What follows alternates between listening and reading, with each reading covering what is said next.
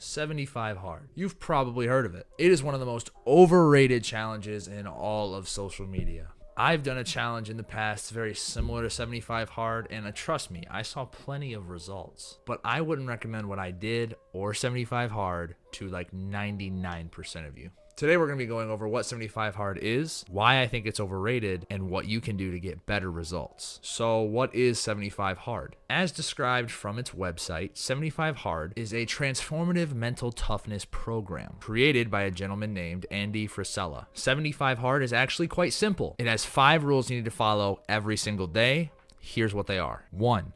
Take a progress picture. 2. Complete 2 45-minute workouts, with one of them being an outdoor workout. 3.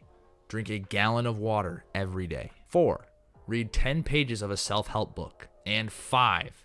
Follow a meal plan or diet to the T without any cheat days. This is where my biggest issue comes from. We'll talk about it in a second. But before I do that, I'm going to point out the stuff that I do like about 75 Hard. The biggest thing 75 Hard does really well is accountability. It's almost like a full movement on social media. There's hashtags, there's accounts that started just for accountability sakes to post every day they do their 75 Hard. And it's gotten to become nearly a household name. So the accountability is absolutely there. But if you've ever actually run into somebody who has done 75 Hard or is doing it, they're going to make sure that you know. In all seriousness, I actually align with a lot of what 75 Hard stands for. As a whole, 75 Hard means getting uncomfortable every single day and doing something you don't want to do every day because you know it's going to better yourself. And I've seen immense growth from doing that myself, which both of those are phenomenal for personal development. And taking progress pictures, which is what you do in the challenge, is one of my favorite ways to show accountability for me and for my clients. Reading 10 pages of a book too, that's great. And honestly, I've also used that in the past. It works.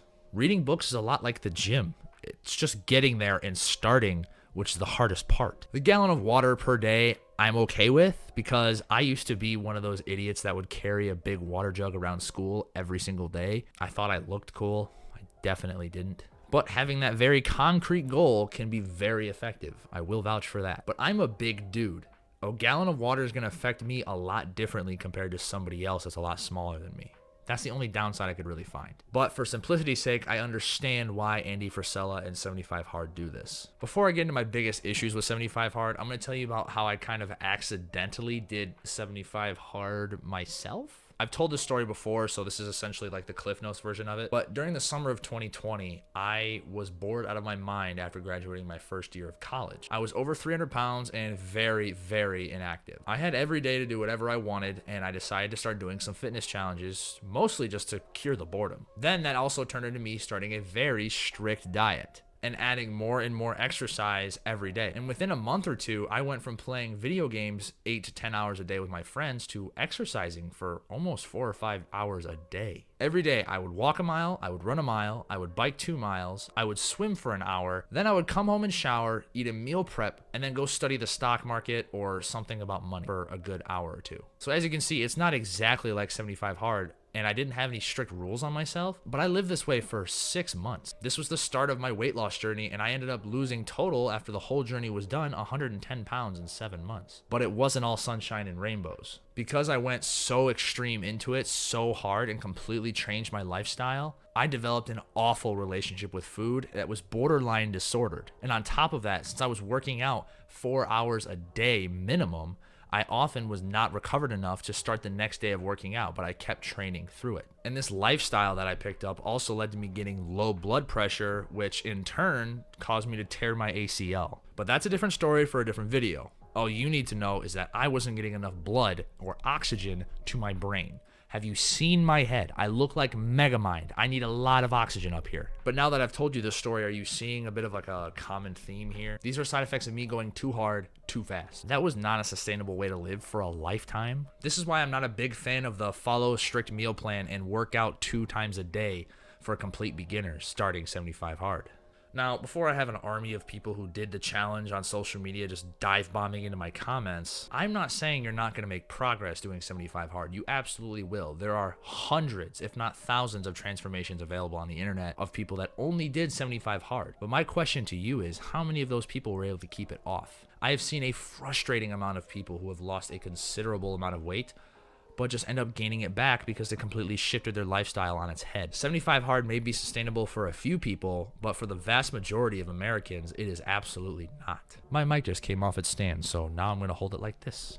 Anyway, this brings up one of the biggest downfalls of 75 hard that I haven't even begun to mention yet. For like every 10 people I see do 75 hard, only like 3 of them complete it. Countless people start 75 hard and then fail it. They'll post on social media for a couple days, day 4 of 75 hard, oh my god, I'm doing so great.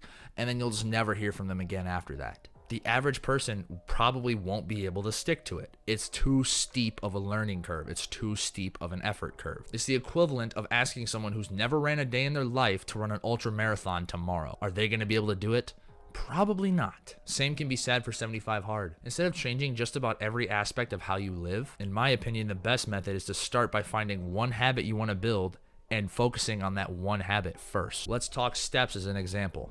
I really don't know where to put this thing. Let's say you want to start getting to a point where you're walking over 10,000 steps a day. That's a productive, sustainable, achievable habit. And you're going to be able to work up to it. No one's going to force you to hit 10,000 right now. You're not going to be perfect, and that's perfectly okay. If you get 8,000 steps one of the days, that's fine. You're not failing a challenge. You're not having to start over completely from scratch. There's a very ineffective way of thinking. It honestly hurts more than it helps. I thought a lot like that after my weight loss immediately, and I had to unlearn a lot of those habits because, like I said, I was going down a very dark path.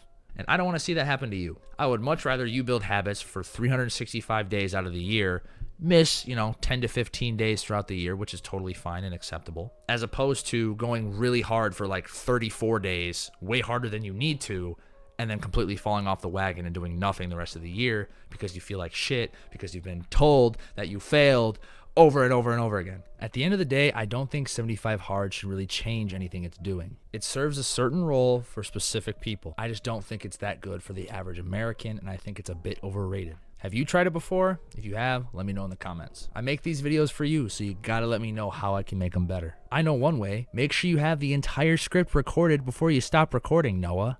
Anyway, I hope you found this video helpful. If you're looking to lose weight and you want some advice from someone who's done it, please consider liking and subscribing. Peace and love. I'll see you in the next one.